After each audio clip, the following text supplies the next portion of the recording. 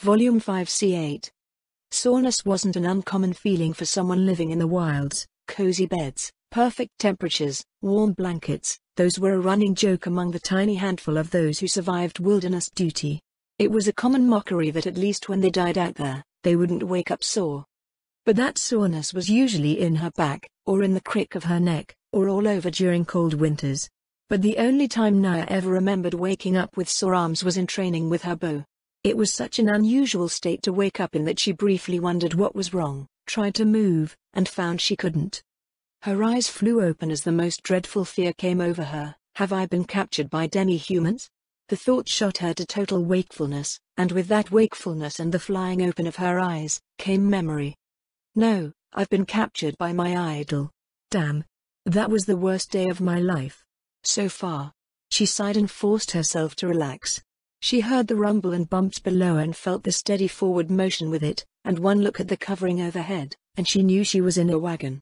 The cheap tan covering was the sort commonly used by the Paladin in order to hide the contents from outsiders or hide outsiders from the contents. So I'm a prisoner. And unless I've been out for more than a week, they brought this with them as far as they could, then carried me back to it. I was assumed guilty from the start. It was a bitter realization that spoke volumes of her standing with the Paladin Order. I could write to my parents. They would understand, wouldn't they? Naya was talking to herself in a tiny whisper and staring up at the fabric while she worked her wrists against the ropes. Her hands were bound at the wrists and her biceps and triceps bound against one another, contorted into the shape of chicken wings. Lying like that for hours left her with a constant ache. I could probably snap the ropes, but they're expecting that. She listened outside and tried to move her feet. Those were secured with heavy chains, making snapping the ropes useless. She tilted her head back just to look at nothing. It would just tell Remedios that I'm awake and resisting. The pain in Naya's jaw was starting to return. I think it's cracked, she realized, and when she tilted her head to the side to look at again nothing, just the blank wall of the covered cart, she felt the bruise on her face and sucked her teeth in with a wince. Even to her own mind it was curious to Naya Baraha that she felt no real fear. If her own order were against her, what chance did she have at a trial? Even if her parents used their influence, what good would that do? Would they even try? The question fed into the one thing she did feel. Regret. I'll never be able to make them proud of me after all. How unfortunate. The cart rolled and bumped around under her, jostling her against a few sacks of useless supplies. Idiots, carting all that around, how mobile do you think you can be? Contempt and frustration with her order raged like fire in her blood. Didn't I work hard enough? I kept people safe. I did my job. She aborted her raging that was taking shape in her head. By their reckoning, I didn't. Nits make lice. I let children and pregnant women go. I didn't execute everyone, and I should have killed the dragon. By their thinking, the failure to murder is treason, and treating Olosurdark is the same as aiding the enemies of humanity. Children, the pregnant, the wounded pleading for their lives. Every paladin that was not a monster knew that moment of empathizing pity seeing children wailing for their parents, a little one rocking the body of someone who died with her arrow in their heart. Most would have felt something for the small ones. But they put them down anyway. Naya understood why they did it, and that alone. I might have gotten off light, a slap on the wrist, or at most discharged. But Olosurdark was as good as a death sentence. So this is how it ends for me. Serve and protect my nation, make mother proud, make father acknowledge me. To death by hanging if I'm lucky, or death by the sword if I'm less lucky. That was enough to shudder. Naya saw someone die that way once. A soldier who sold patrol route information to demi-humans, bound upright to a stake, and then pinned to it by having a rusty sword shoved through his belly and into the wood.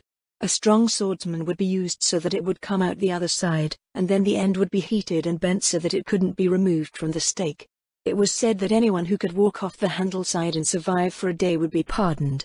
Nobody ever does though. If the blood loss doesn't kill you, the infection will, and that is if you don't just stay pinned upright to the stake to expire in the elements. Naya closed her eyes. She couldn't feel remorse for what she'd done. Not for any of it. But Mom, Dad, will you even be able to look at me? That question made her swallow hard. Depending on where she was being taken, she might find out the answer to that very question. Probably not to Hobans. Could it be to the fortress itself? To the wall? She looked up at the thick canvas and tried to guess her direction based on the direction of the scraps of light that made it within. Naya didn't sit up. She didn't want to give away that she was in fact awake. Going to the wall was the worst possible situation. It had the only city in the area, all the villagers, all the little towns. They were only there to support the fortress city, which was only there to support the wall. Nearly everybody was a veteran of the wars against the demi-humans or descended from somebody who was. Though Naya hadn't been there personally, she struggled to imagine any kind of a fair trial among them. "But do my arms really have to be sore the whole damn time?" she asked while working and twisting the ropes. Whoever tied them had used a lot, but hadn't been especially good at it. The weakness of not taking many prisoners, you don't know how to handle them. Naya snorted at the half-joke. The rope spurned against her wrists from their tightness, but the one to bind her clearly mistook tight for secure. Her constant work continued to loosen the amateurish knot until she had her hand loose, and then used her free hand to undo the remainder. The slack rope let her unfold her arms and droop them underneath. "At least now I'll ride in comfort," Naya thought, and then reached for a sack. Pressing her hands, she felt the hardness of a large quantity of dried beans. She tugged it over, sat up just a bit, and put it under her back. She then folded her hands behind her head and stretched out. Reaching the fortress would take a few days. Her escape from her bonds would be discovered eventually. But then again, Naya felt no fear, only bemusement. The look on the commander's face when she sees me just relaxing against these beans with a smile on my face and giving her a little wave, it'll be worth the slaps I'll take for it.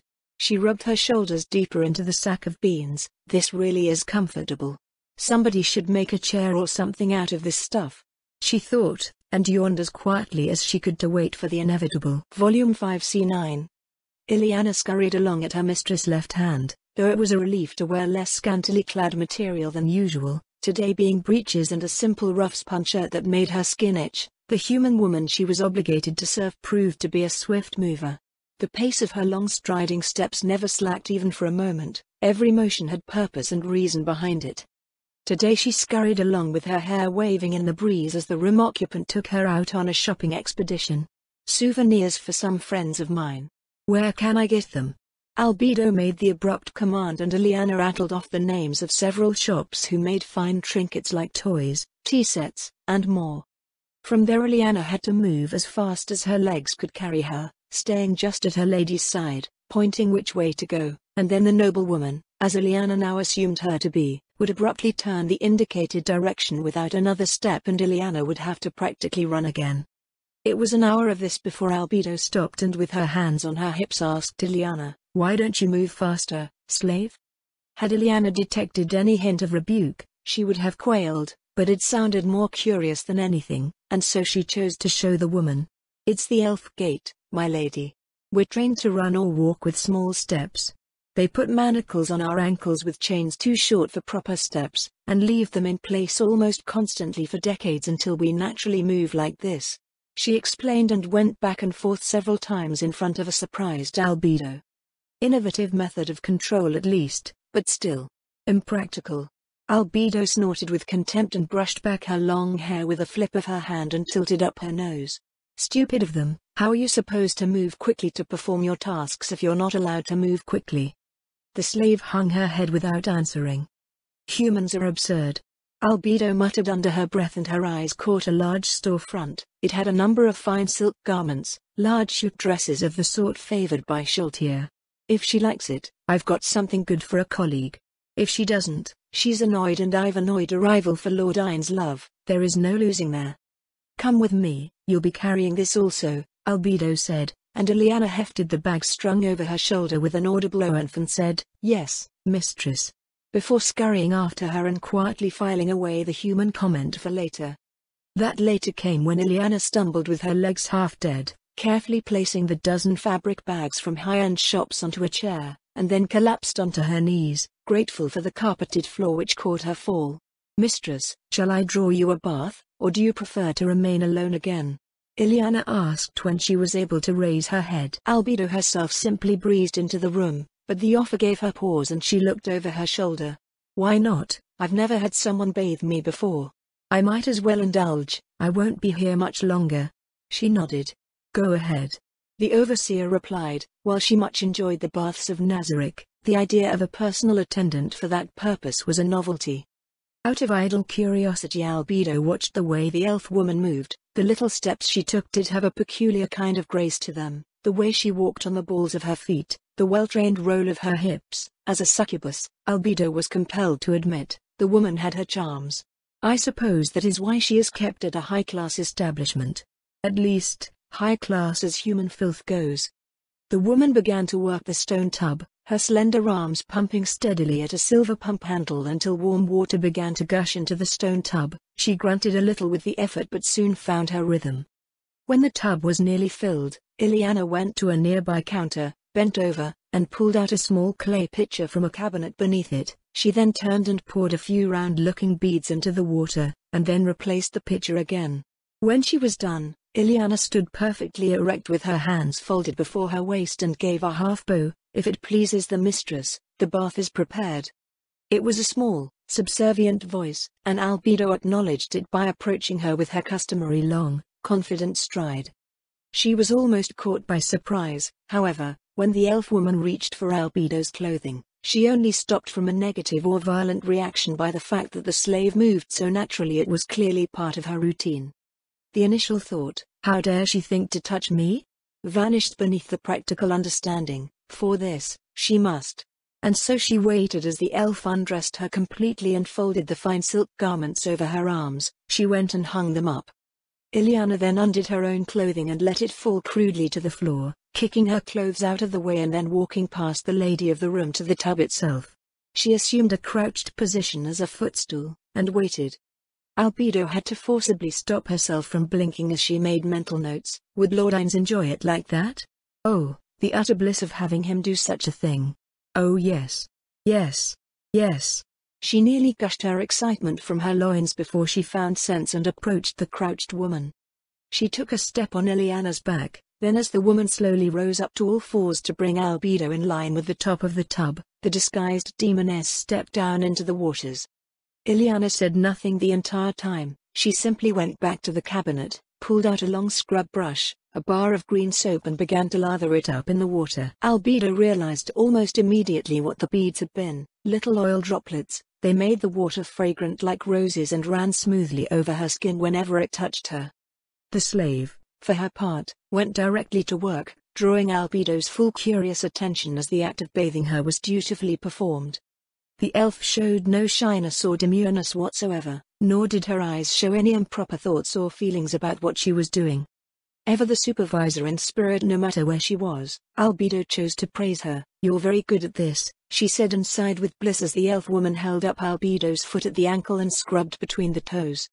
"Thank you, my lady. I have had abundant practice in this room over the last 100 years or so, perhaps longer. It's hard to remember sometimes how long it's been," Ileana remarked without breaking the neutrality of her face. "I see," Albedo said with indifference. "May I ask, what are you, my lady?" Ileana posed the question as she filled the bucket to use on Albedo's hair. "What?" Albedo demanded in an icy tone. "Mistress, you're not human, so what are you, if I may ask?" Ileana's voice remained mostly neutral, but that touch of curiosity could not be kept back. Albedo looked at the woman while quietly contemplating whether or not to end her life. Only her doubt about how the elf figured it out stayed her hand. "What makes you say that, slave?" Albedo asked in a deathly quiet tone. "The way you spoke of humans earlier as if you weren't one." Ileana acknowledged. "Remember what I said, mistress?" She touched her ears again and then resumed washing the radiant woman.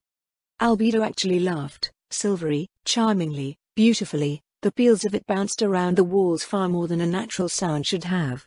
"I see what you mean, slave, I see what you mean. You're right, I'm not human. But why would you be mad enough to ask that? Do you have a death wish, elf? Why you're here has nothing to do with me. Other than my fellow elves, there is nothing in this city that I care about. Do whatever you want. While you are renting this room, you own me and my only loyalty is to you, mistress." Ileana was very matter-of-fact in saying it, and Albedo gave that a long silent and thoughtful moment. "I see," Albedo said with bemused understanding as the elf ran a warm soapy cloth over Albedo's ample breasts. Then on my last night here, I'll show you the truth. Thank you, my lady. Ileana replied and then asked, would it please the lady tonight for me to demonstrate my other skills on her body? Ileana asked it as a matter of routine, but in the last week the woman had refused her every time. This occasion was no different. No, there is only one body I desire. Albedo answered, leaning back in the bath and sighing with longing as the vigorous scrubbing began on her thighs. But perhaps you can tell me something about how to please him. You were professionally trained for that, weren't you, elf? Albedo asked. Yes, mistress. Everyone who works here is. Ileana tightened her lips a little at that, but then answered plainly, if there is some method of bedroom game or pleasure we don't know, it isn't good enough to bother with. But if it pleases you, tell me what kind of man he is, and I will tell you how to ensure he is lost in the pleasure only you can bring to him. Or so he will believe.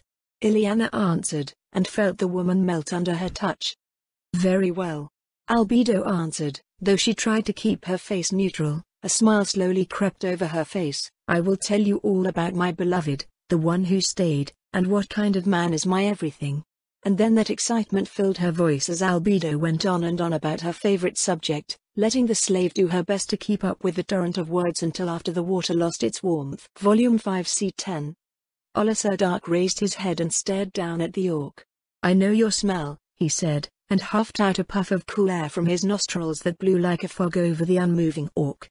The orc male went down to his knees. I know your everything. Your partner showed me mercy. She showed my mate mercy. She showed my children mercy. I repay mercy, he said and slapped his open hand over his chest hard enough that it made a loud clap. How? Olisardak asked. You are hurt. Your partner, no magic. The humans would kill you. We have magic, we can heal you faster. But, you will not eat us, yes? The orc asked. Olisardak raised his head and sniffed the air. There were other orc smells nearby. No. Heal me, and help me, and I will not eat you. Olisardak replied, I give my oath as a dragon. The orc grunted. He then turned his head and gave a long, loud series of hyena-like barks, and an old orc wearing a number of small bones as a necklace, and carrying a staff with a fist-sized blue gem wrapped tightly amidst knotted wood as if it grew that way, came close. Heal the dragon. Olisardak lowered his head and rested it with his cheek against the ground and waited. The pain of his landing still hadn't subsided. Where is the mad-eyed archer? The forest spirit woman? Has the merciful guardian died? The orc asked. Olisardak cocked his head. Why would you ask that? Olisardak asked. The magic wafted over him, his body briefly glowing white, and his wounds began to heal again. And those names? I know her as Naya Baraha. She has many names north of the wall now. Few humans spare our lives, those who do, we remember. We must fight, but though many humans tell lies, we too love our children, and prize them. Orcs, stone spitters, snake people, others, give names to her. The snake women call her egg mother for sparing clutches and letting survivors leave with their young. Stone spitters, stone child for giving a rock each for her hunt survivors to protect themselves from monsters on the way home, on the promise that they retreat and not harm her people as they leave. I never thought to meet her myself. Never thought to see she who heals dragons with my eyes, nor receive her gift of life. Now you are here and she is not. What should I think? The orc shrugged. She was taken by her people. Olisardak replied, I left at her request when I heard her folk approach. Then she is dead, and you have not seen her body. The orc's piggish face looked down at the ground. Your loss, I hope, was not too great. She was a worthy enemy in our eyes, the mad one, and her mercy will not soon be forgotten. Why would she be dead? Olisardak asked with a faint growl under his breath. The orc looked up at him, because death is the penalty for helping any non-human beyond the wall. We have sometimes known their scouts from the wall to come to us, to trade in knowledge or goods, though whether they are allowed, we do not know. But we learn from them of human laws. To show us mercy is a great crime, to heal you, a dragon, how much more so. She sentenced herself to death when she did not kill you. A painful death, a slow death, we will hear her screams from here. Olisardak had always taken it as his due that others should serve his will. Anyone he could compel into his service, he bound them there. There was no reason not to, and there was no reason to care about them, as they would have abandoned him if they could have. Even his own children remained secured to him largely out of fear of disobedience. It had not occurred to him that the human that spared his life was trading away her own by her own volition by doing so. It left a taste in his mouth he did not care for. But something the orc said caught his attention. "Why would you hear her screams from here, orc? The stake death is on the wall. They will bind her there, pierce her belly with a sword and make it face the hills. That way we hear the scream until they die. It takes many hours, sometimes days. I once saw a man last for a whole week. My eyes are good. I saw they used cold water to keep him awake. That is no way to die. The stronger you are, the longer it hurts." The orc did not bother to suppress his shudder. Olisar Dark let out a long, angry, even possessive growl as if someone threatened to steal his hoarded treasure. "They will they? If there is more, we don't know. But we hear that, learn that, and see that. That is more than I like to know." The orc answered. "Now you are healed and your partner is dead, you will keep your word, not eat us, yes? Where will you go?" The orc asked, taking a single unsteady, uncertain step backward. "Yes. You are safe. As to what next?" Olisar Dark let that sentence hang as he thought the matter over. "You could stay with us. But you are strong, many would follow your strength." "That we fought once," the orc shrugged. "Many fight, they are enemies by name or need, that is all. We have no hate for the one to spare us." Olisar Dark thought that over thoroughly and a plan began to form. "Does that apply to the mad-eyed archer?" "Yes." The orc nodded. "Great hunters are needed by all tribes, orc, Xian, and others. Since she began the hunts long before she took to the wilds, some of those she spared now have mates and children, and a life debt none thought to repay. If she is here, and does not fight, she will be treated as a great warrior and revered guest." Olisar Dark's muscles rippled with strength again, his body stretched out, his legs extended and claws scraped deep gashes over a few rocks as he dragged the sharp edges toward himself again. His tail lashed and he tested his wings with a flap that drew him to an upright position like a great peak compared to the tiny orcs on the ground at his feet. "Then keep a watch on the wall, orc, and inform me when she is brought up there. What is next for me, is that I will get my partner back. No one will take from Olisar Dark Haliliel." The orc went down to one knee and bowed his head, as did the mage which healed the dragon. "As you command, Mighty One." Volume 5 C11. Ein sat in his office, but for once he wasn't reading reports or scrambling to find some kind of busy work. Thank Albert for Demiurge. The Archdevil proved to be quite capable of handling everything in Ein's stead with a few specific general orders, and with the regular use of undead who needed only a single supervisor each. The most important internationally recognizable project, a complete system of roads, continued apace. Although some communications from more distant kingdoms have expressed dismay at the use of necromancy, nobody has used overly harsh language. Concern for the well-being of the citizens of the Kingdom of Nazarick properly appreciate the danger of the undead. The only real concern is the theocracies, violating the very tenets of the Six and the sanctity of life. Religious motivations are especially dangerous. I'll have to keep an eye on those. Ein's thought and shifted to another letter. Ein's read through it silently, then, unable to help himself, he read it out loud. The parchment, not paper, indicated the significance of what was being written. Parchment was harder to produce than paper unless you used magic, and this had been made by hand, without magic, making it more exclusive even with the imperfections that magic did not leave behind. The tan document had flowing silver ink written in the script of the Riastai's kingdom, a script Heinz didn't really care for. Japanese is easier. He thought and read it to himself. Dear Momen, I write to you today with a trembling hand. For weeks you have been away, and each time I go to your manor, Lupu tells me that you are gone on business. I feel like a foolish girl, each time I step to your door, knock, and find you gone. I have faced countless enemies, trials, for longer than you can imagine. And yet I am more afraid of looking foolish and desperate to you than I am of being foolish and desperate in a fight for my very life. Lupu is always hospitable, but very much herself. She drinks with Gagron and teases us both as virgins. She says she is a Mimidoshi, which evidently means she knows a lot but is kind of a virgin too. Which I admit surprised me so much I wondered if you preferred men. Even I must acknowledge her beauty. But I ramble. I ramble on foolishly beyond words, largely to keep back from the edge, taking a leap that I know may change everything. Will you work with me? Join with me on a quest? It may be dangerous, but I will feel better by far at your side than I know how to say. My sisters are busy, and I need help. With deepest hopes, Evil Eye. Ein set the letter down. Right, I've been away a lot from Ria's ties. This letter reads a lot like a love-struck girl who couldn't quite bring herself to say something emotional. What a wild thought that would be. Ainz rubbed his cheek.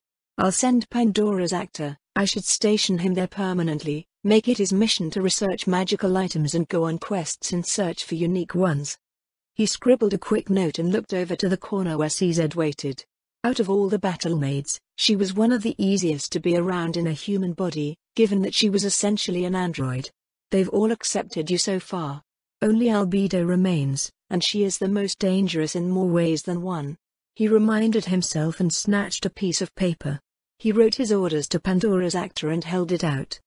Take these instructions to Pandora's actor. He is allowed to act within his discretion in the role of Moman on a long-term basis. He should focus on forming good relationships with other adventurers, a good reputation for the team, as well as research and categorize novel magic items. Pay special mind to Blue Rose, they're too important to alienate and should be thoroughly won over. Ainz explained, and the blank-faced battle maid curtsied. At once, Lord Ainz, she said, accepting the orders. She departed at once. Oh, and send in Demiurge, there's the other matter to attend to as well. Ainz added and went to the next letter. He barely heard her acknowledgement as he went on to Albedo's report. Corruption. How very Albedo, of course the Supreme Guardian Overseer, the finest of bureaucrats, would choose to topple a kingdom through corruption. And really? Sex?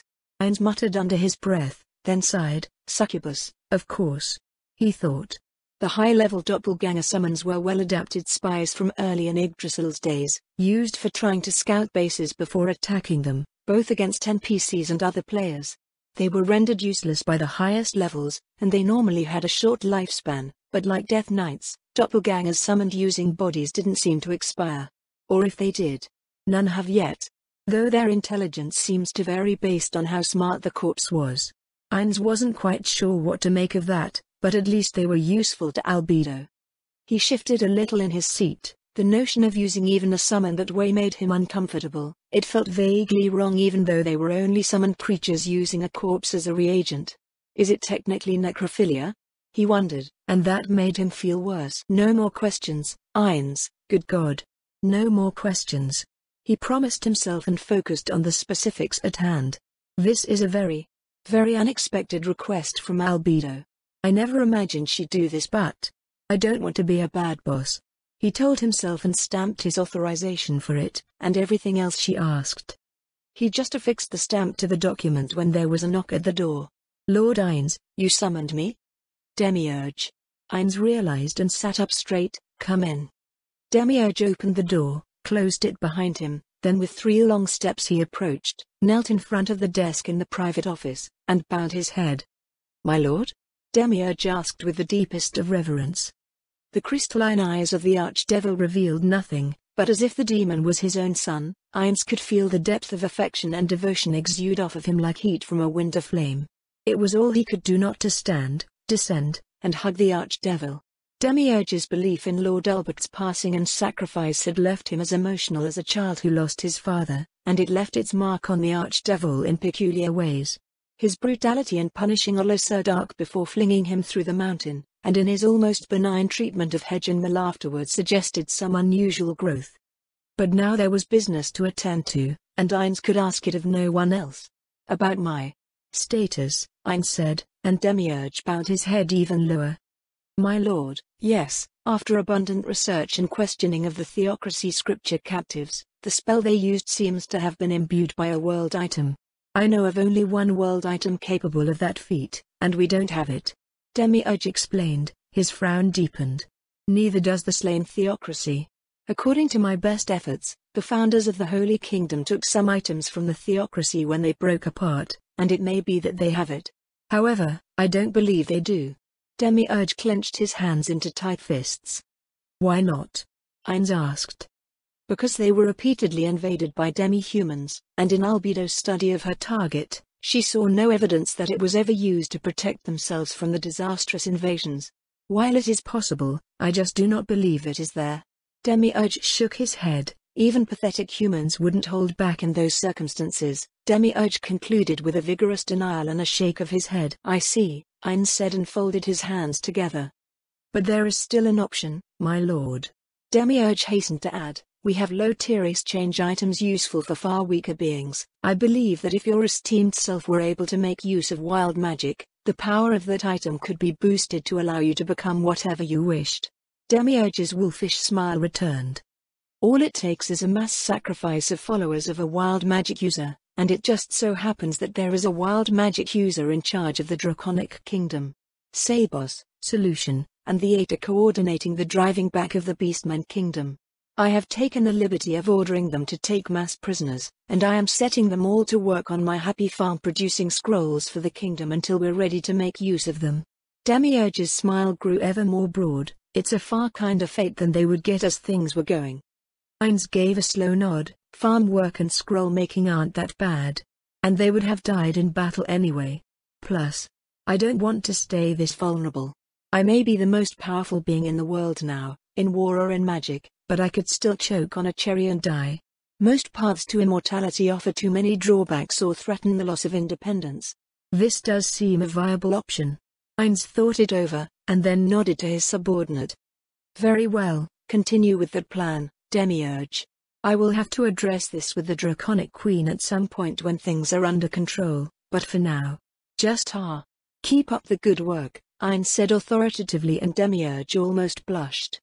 Of course, my lord, of course. He stood up, bowed, and backed away until he had to turn, open the door, and leave Heinz to his work again. Return to undead. Or something else? Or just render this body immortal? So many choices. Heinz thought to himself and then reached for the next document, putting tomorrow's decision off for another day, and reading through another progress report from Albedo instead.